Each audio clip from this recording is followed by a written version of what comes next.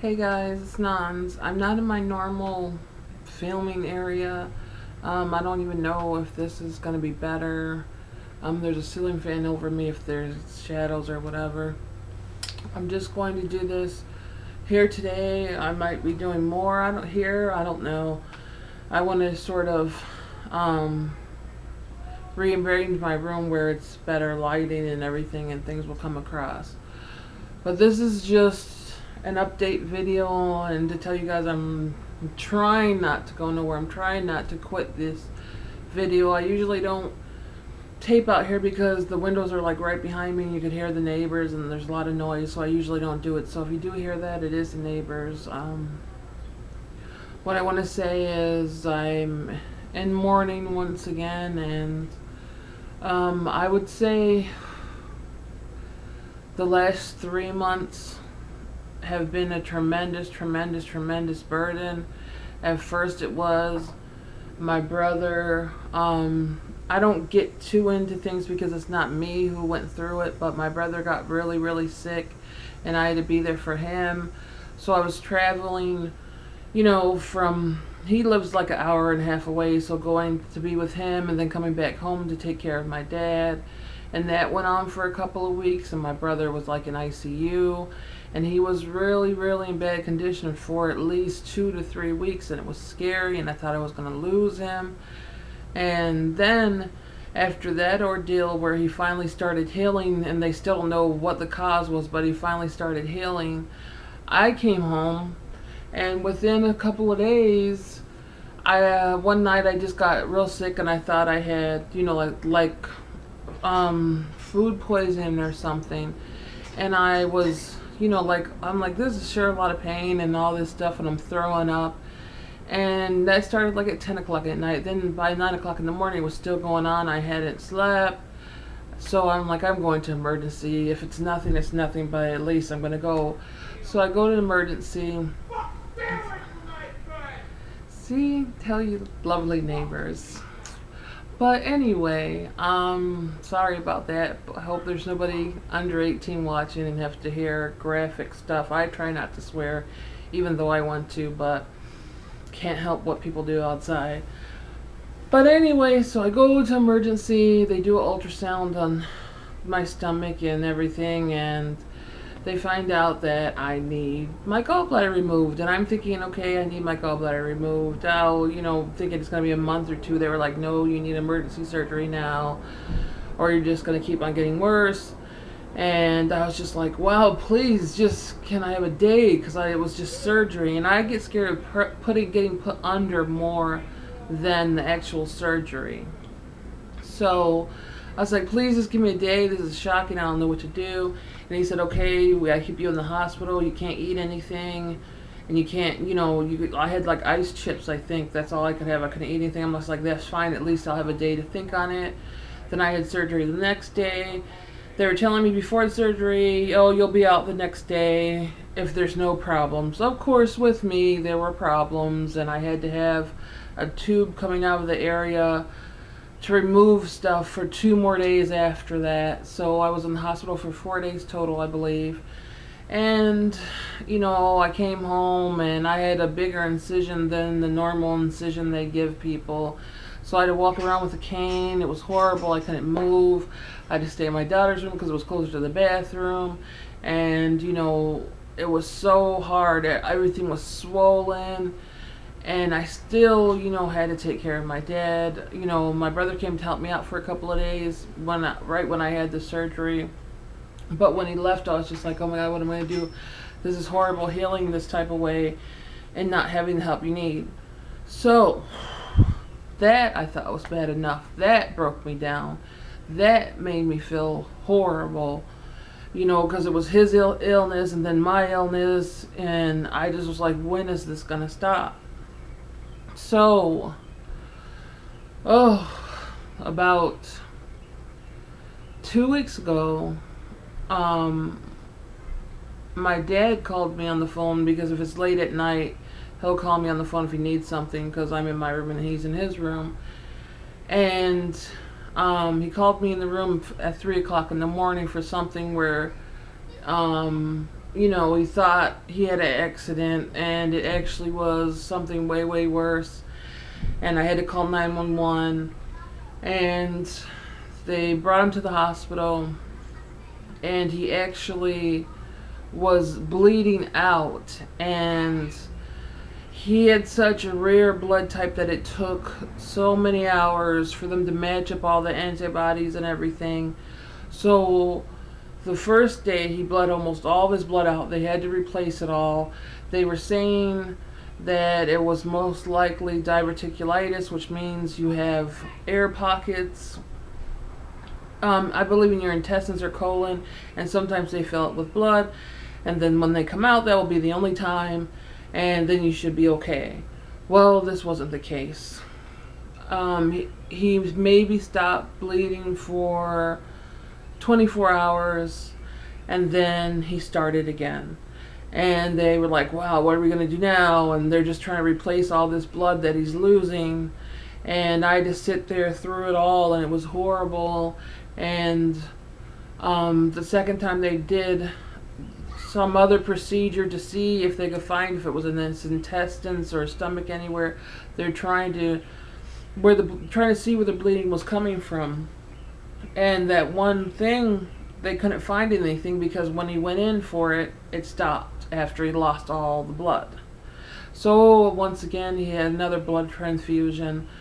This was the second time within 3 days.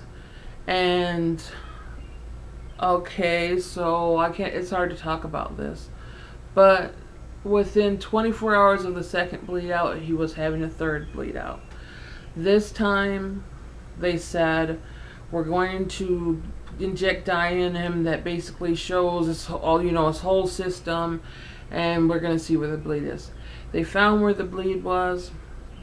He wasn't conscious enough to make any decision at that point because he had lost way too much blood. I had to make the decision because I was his healthcare proxy, and I chose with my family members to let him have the operation because he couldn't keep on bleeding out. He would have died from that. So they actually took a piece of his colon out and put everything back together, sewed him up, said the first week was going to be hard for him to heal, but once he gets past that, then, he'll be able to be on his road to recovery. So they said within the first couple of days he's going to be intubated because he's going to need to be, put under and actually, help breathing through these days so his body could heal a little bit. He never got off intubation. His lungs got weak. His kidneys and livers were failing. He was having heart trouble. And for almost 2 weeks, the first 4 days wasn't bleeding out. Then a week more of that, I was sitting there every day, 8-9 hours a day, hoping that this would be the day they would take him off the ventilation and wake him up and he would be okay. And that never happened. Last Friday, I believe it was, whatever day the 6th was, days are like really hard for me. They called me 7 o'clock in the morning. He was always in ICU. And they said, your father's having cardiac arrest. We have the team in. Can you come? And I rushed there. It took maybe 7 minutes to get there, if that. And by the time I got there, they had resuscitated him. And I knew that I had to say no more. I knew that if I would have let them keep on doing what they were doing, it would have been for selfish reasons, just because I wanted him there even though his body couldn't take it anymore. So I had to tell them to stop and stop everything and let him go. And that was so hard to do. And I had family members on the phone agreeing with me, but having to do that and be there by myself, and my brother, like I said, who lives an hour and something away, he was on his way. I knew that my dad was in too much pain to wait. And for the first time, my dad was actually conscious enough where I could say, Dad, do you want the breathing tube out? And he wanted that out so bad. And I knew once he had that out, his lungs couldn't breathe anymore, and that would be it for him. And I told him that. And I said, you know that you won't be here anymore if I tell them to take this out. And he shook his head yes. And I had to have them remove the breathing tube, and I had to watch him go. And I still haven't dealt with that. I took care of him for almost 1.5 years, and he's not here anymore. And you know, I don't know how to deal with it. I don't know how to deal with death properly. I don't know how to deal with all the time I sat there with him by myself all that time, feeling like I wish I had more support around me. I feel just very alone.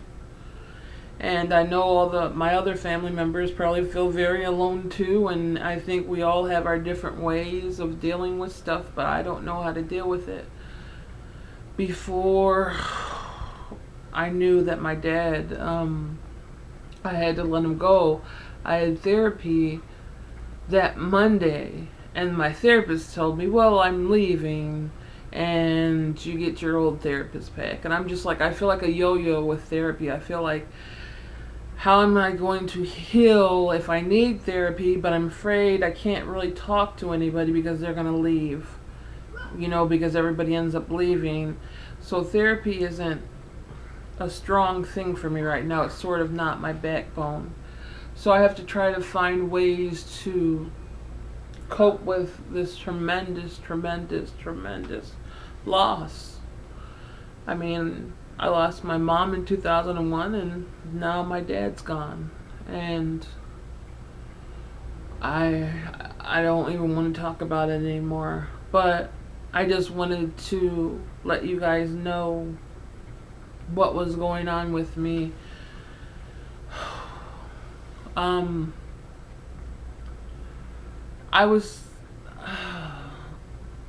don't know. I feel I'm a klutz by nature. I'm always a klutz, but when I get into something that's tremendously emotional, I start the dissociation, and I wind up almost breaking my toes on things. I wind up breaking things, you know, of course not purposely, but I just don't know where my mind goes sometime. And just an example, today I was curling my hair, just curling my hair with the wand, and I had the glove on, the hand that it was supposed to be on, and then I just totally don't know how, don't know where my mind was, but the wand like flipped, and I mean, I burnt the crap. I don't know if you can see this, but I burnt the crap out of my hand so bad. I don't know, but I can't even cover it because it hurts so bad. But this is going to scar, and it's going to look ugly, and I hate that because I like my hands. But stupid things like this that happen to me aggravate the hell out of me. And then I think, if I didn't have this, maybe I would have self-injured, because I was feeling like it, and now I have this lovely pain to deal with. And a part of me is thankful for it, but another part of me hates it because, like I said, it's painful and it's going to scar my hands. I don't know. I think people that self-injure understand that a little bit, but I want to try more constructive things to keep myself away from that. I really, really, really, really, really am closed off more than I ever been in my life. I cut the people out of my life that weren't any good anyway, but I really did it this time. So that leaves even less people in my life. I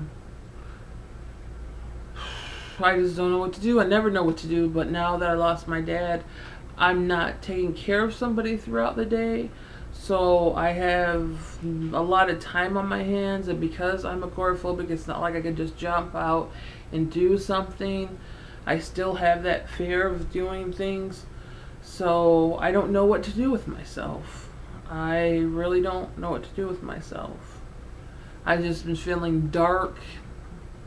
Just I've been in the darkness and alone, and I don't know what's going to get me past this. I don't know what. I've seen so much in these last couple of months. I had to endure so much. I had to be strong through so much, and I don't know how to do things anymore.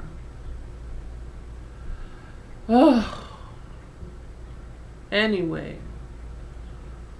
So, I don't know why. I guess I just wanted to update you guys once again. I'm always updating you guys with crappy updates because my life has been so horrible and it hasn't turned around. And I don't think I could deal with any more losses. But I just wish it would turn around. I wish something would just turn around, and it hasn't.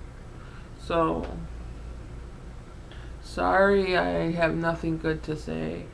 I miss you guys. I miss communicating. I probably am crooked on this thing because the tripod looks crooked, but you know what? I don't even care. But I hope to talk to you guys later.